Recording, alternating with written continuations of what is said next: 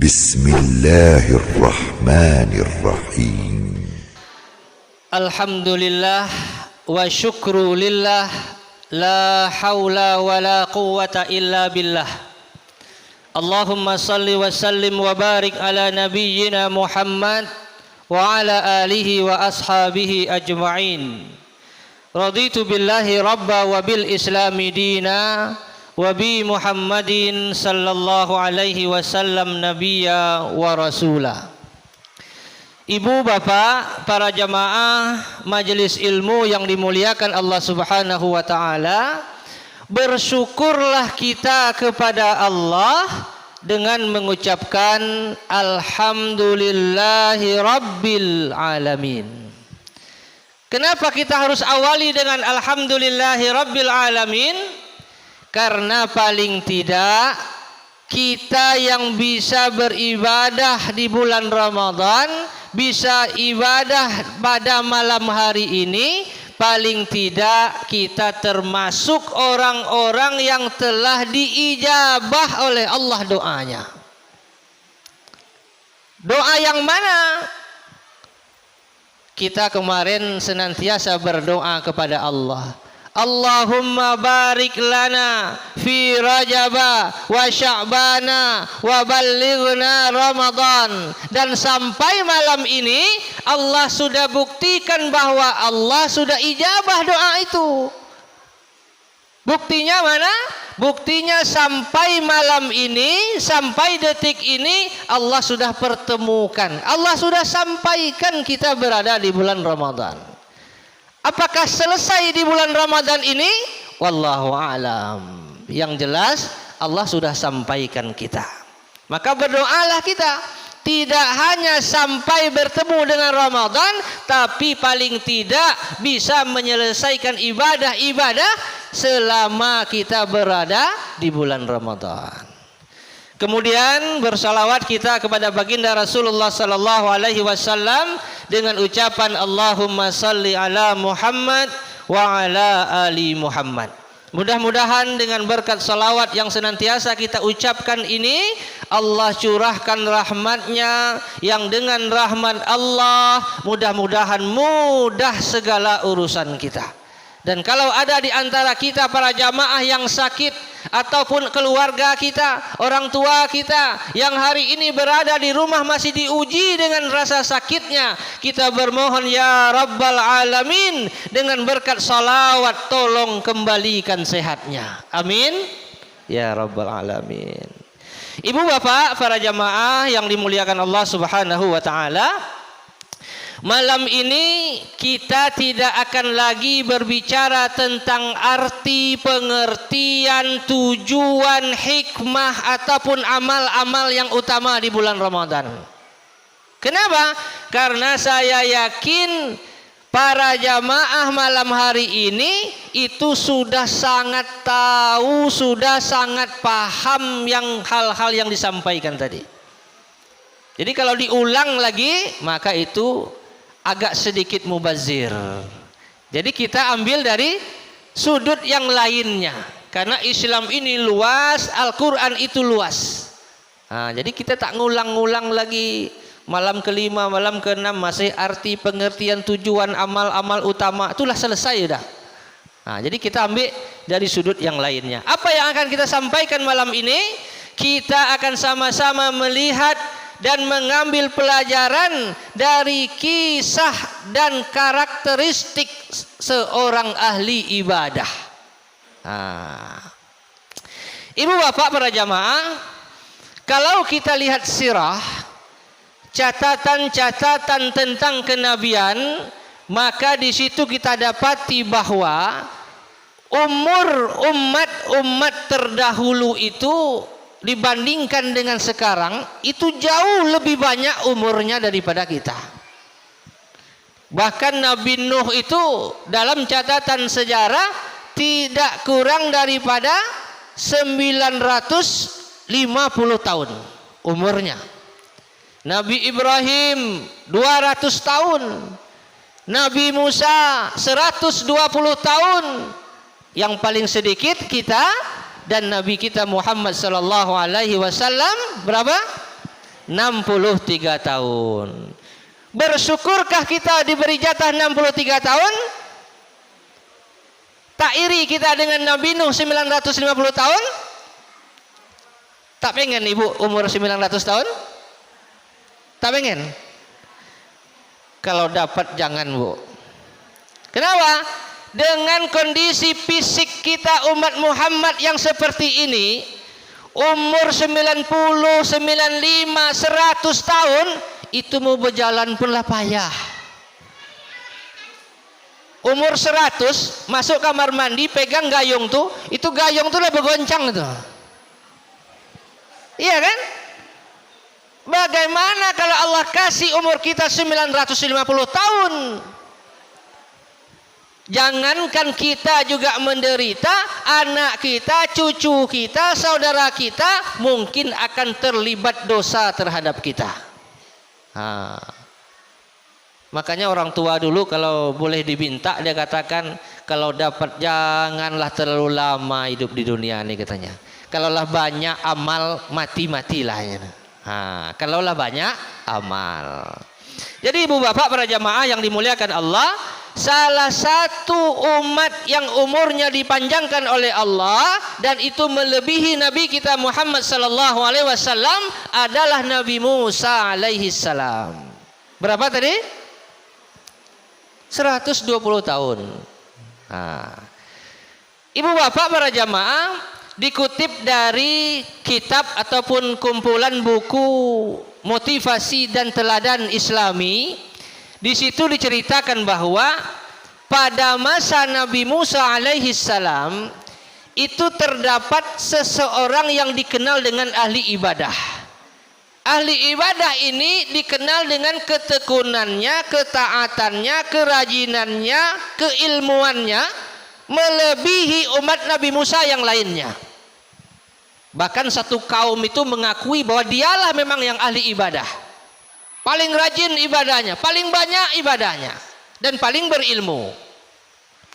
Maka suatu ketika Nabi Musa ini, kebiasaan Nabi Musa itu dia setiap hari itu tak tidur di rumah. Dia setiap hari itu keluar dari rumahnya berkeliling kampungnya memantau bagaimana kondisi masyarakatnya. Apa yang dia pantau? Dia pengen tahu adakah di antara kaumnya yang lapar, adakah di antara kaumnya yang berbuat maksiat, adakah di antara kaumnya yang miskin. Itulah yang akan memastikan dia. Dan ini gambaran dari seorang pemimpin. Seorang pemimpin yang adil, yang bijak itu dia harus tahu adakah di antara warganya yang miskin, adakah di antara warganya yang sakit, adakah di antara warganya yang tak makan hari itu. Jadi kalau ada di antara kita pemimpin yang tak tahu warganya sakit, warganya miskin, warganya tak makan, bahkan tak kenal dia dengan warganya sendiri, itu berarti kita sebagai warga salah mengangkat pemimpin. Kenapa? Ditanya salah satu warga tak tahu dah siapa nama bapak itu, RT berapa dia tinggal, tak tahu. Itu salah waktu mengangkat pemimpin tuh.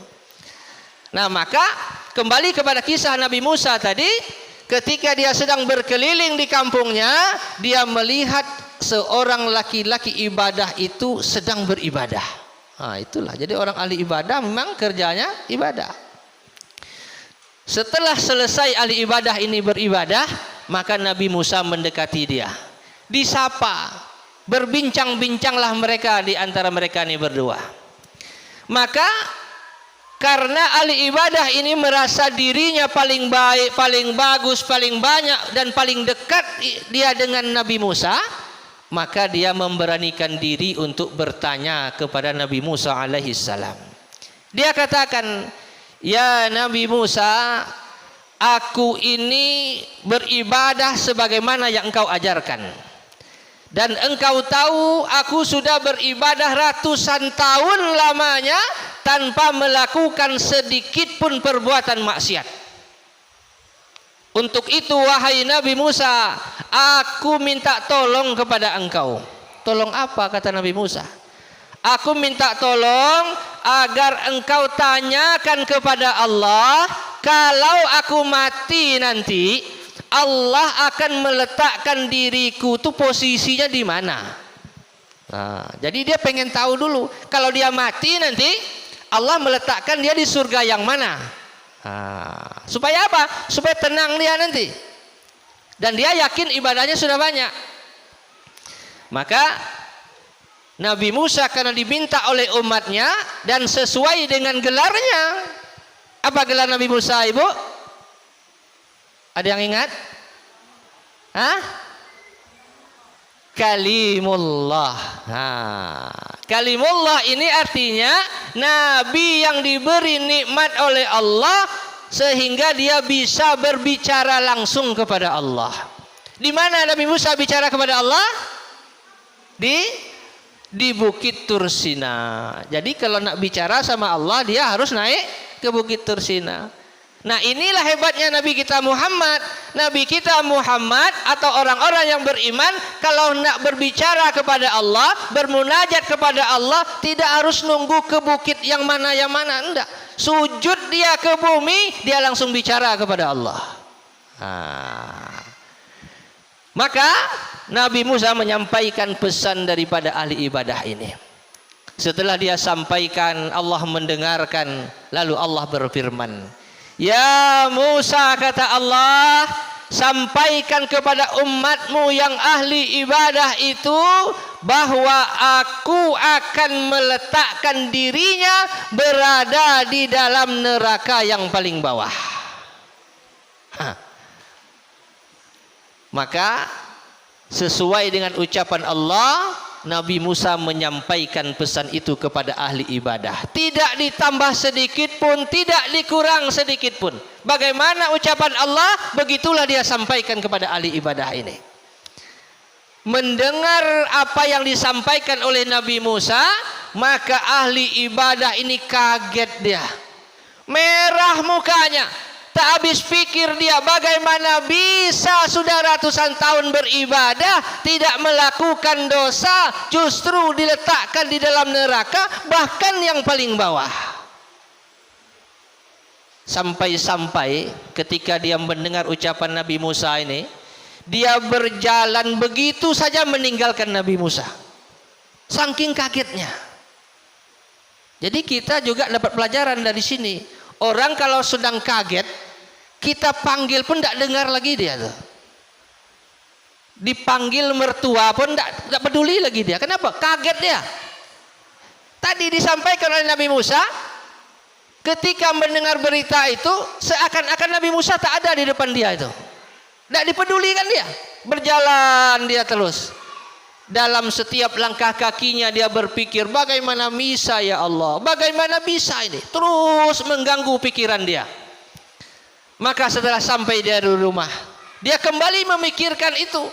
Bahkan dia juga terpikirkan, kalaulah saya yang ratusan tahun beribadah tanpa dosa sedikit pun, lalu Allah letakkan diriku di dalam neraka, bagaimana dengan saudara-saudaraku? Bagaimana dengan sahabat-sahabatku? Bagaimana dengan kaum yang lain yang ibadahnya sedikit bahkan dosanya banyak? Berarti mereka lebih parah lagi daripada aku. Maka keesokan harinya ahli ibadah ini mencari Nabi Musa. Lalu bertemulah dia. Dia katakan, wahai Nabi Musa, aku ada satu hajat lagi kepada engkau. Hajat apa, kata Nabi Musa?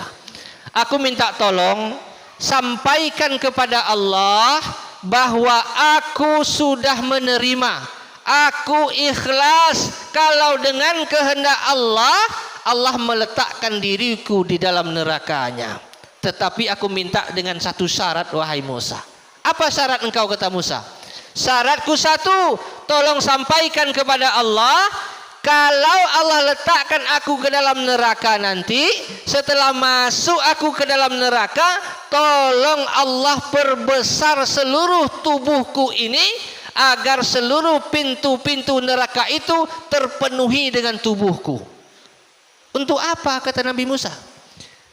Tujuanku adalah agar terpenuhinya neraka itu dengan tubuhku, supaya tidak ada lagi saudaraku, sahabatku, orang yang lain yang dimasukkan ke dalam neraka. Cukuplah aku saja yang di dalam neraka itu. Maka kembali Nabi Musa menyampaikan doa atau pesan ini kepada Allah. Apa jawaban Allah?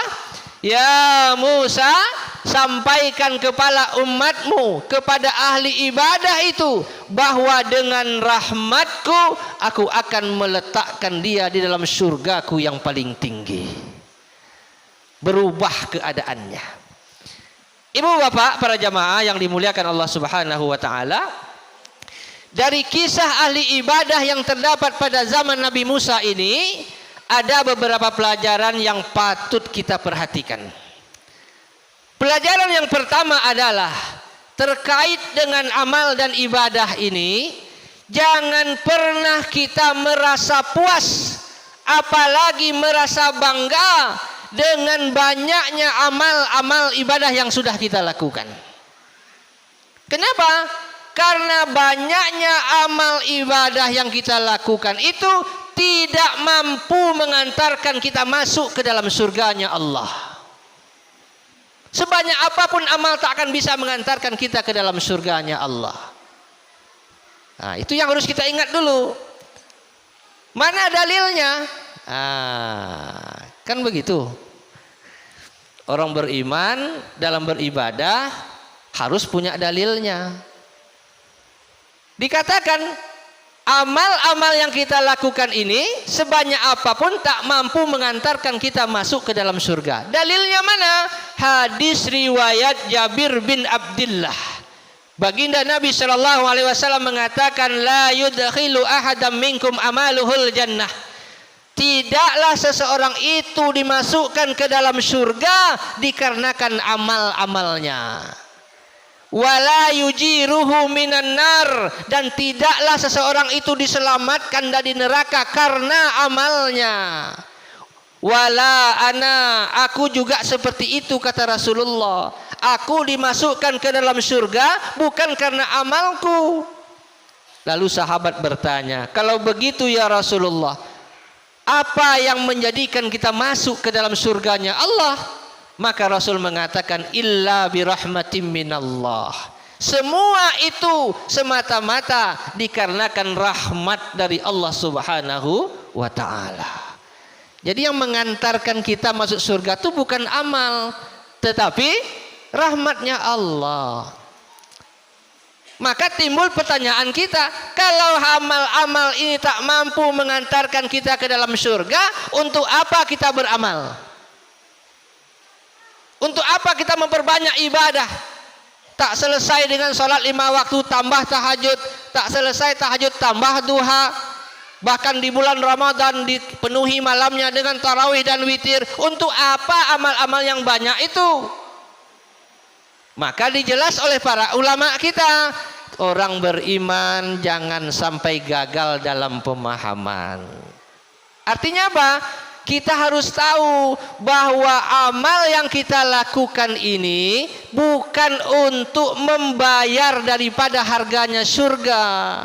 Karena surga terlalu sempurna untuk dibayar dengan amal kita, sedangkan amal ibadah kita jauh dari kesempurnaan. Kemudian dijelaskan oleh Syekh Utsaimin bahwa dengan amal yang banyak itu, dengan ketaatan, dengan ketakwaan, dengan kebaikan, itu justru mendatangkan rahmat dari Allah. Jadi amal kita ini tujuannya apa? Menjemput rahmat Allah. Semakin banyak amal kita, semakin dekat rahmat Allah itu kepada kita. Makanya dikatakan oleh Allah Subhanahu wa taala, inna rahmatallahi qaribun minal muhsinin. Sesungguhnya rahmat Allah itu dekat kepada orang-orang yang berbuat kebaikan. Nah, kemudian pelajaran yang kedua dari kisah ahli ibadah ini, kita harus tahu bahwa di samping ibadah-ibadah nafsiyah, ibadah-ibadah badaniyah, apa contohnya? Salat, puasa, baca Quran, haji, umrah, itu ibadah nafsiyah namanya, atau ibadah individu, ibadah pribadi. Maka di samping ibadah-ibadah nafsiyah ini, ada ibadah lain yang wajib juga dilakukan oleh orang yang beriman. Apa ibadahnya? Ibadah muta'addiyah, ibadah-ibadah sosial. Tadi dicontohkan oleh ibadah ini bahwa dia rela dimasukkan ke dalam neraka asalkan Allah mau menyelamatkan saudara-saudaranya. Artinya apa? Ramadan mengajarkan kepada kita, ahli ibadah itu bukan sibuk sujud siang malam, tahajud malam, tarawih tiap malam, berpuasa setiap hari, umrah tiap tahun, haji tiap tahun. Tidak sebatas itu. Tapi ahli ibadah, di samping dia beribadah kepada Allah, dia juga peduli dengan saudara-saudaranya. Makanya dikatakan oleh Rasulullah, tidak beriman orang yang mengaku beriman kalau dia tidur dalam kondisi kenyang, sementara saudaranya, tetangganya, bahkan orang tuanya tidur dalam kondisi yang lapar. Hari ini kita lihat berapa banyak orang mengaku beriman, rajin berpuasa, banyak makanan ketika berbuka, tapi tidak sedikit saudaranya dia biarkan. Bahkan orang tuanya di kampung tak tahu dia apa yang dimakan oleh orang tuanya. Maka hal ini Allah mengajarkan kepada kita, berbagi makananlah. Orang yang berpuasa di antara tujuannya apa? Kita menahan lapar, menahan haus, merasa teriknya panas matahari, supaya kita tahu, oh begini jadi orang miskin, begini kalau tak ada makanan.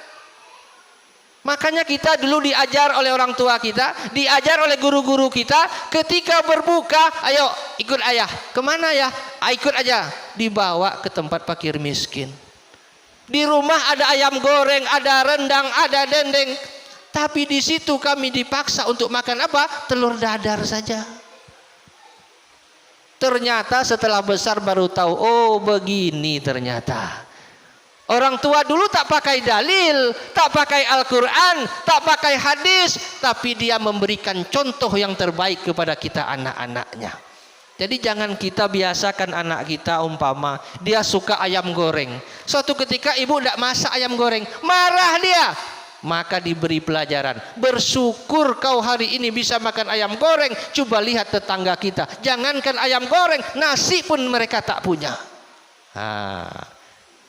Itu di antara hikmah yang dapat kita ambil. Barangkali itu juga yang dapat saya sampaikan. Mohon maaf terlebih terkurang. Billahi taufiq wal hidayah. Wassalamualaikum warahmatullahi wabarakatuh.